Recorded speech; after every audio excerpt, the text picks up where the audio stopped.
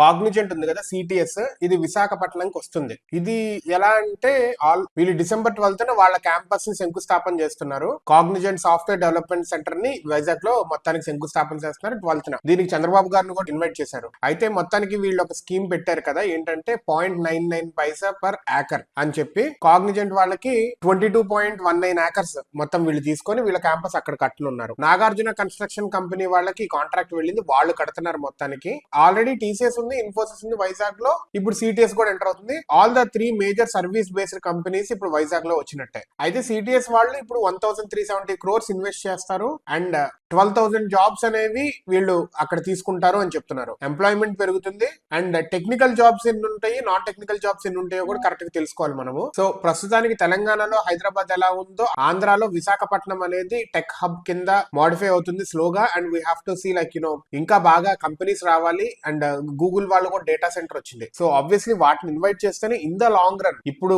శంకుస్థాపన చేసి వర్కింగ్ జరుగుతుందంటే లాంగ్ రన్ అంటే నెక్స్ట్ 10-15 years కి అది ఇంకా అప్ ఫోల్డ్ అవుతా ఉంటుంది, డబుల్ ట్రిపుల్ క్వార్టర్బుల్ అవుతా ఉంటాయి రేట్స్ కానీ, ల్యాండ్ రేట్స్ కానీ, ఇంకా ఆపర్చునిటీస్ కానీ ఇలాగా. So let us wish Andhra a bright future. And governments కూడా గవర్నమెంట్ మారంగానే పాలసీస్ చేంజ్ చేయటం ఇలా కాకుండా స్టేబుల్ గా అట్లీస్ట్ డెవలప్మెంట్ కోసం అని చెప్పి అన్ని గవర్నమెంట్స్ అదే ఎజెండాతో ఉండాలి. Let us wish all the best for Andhra.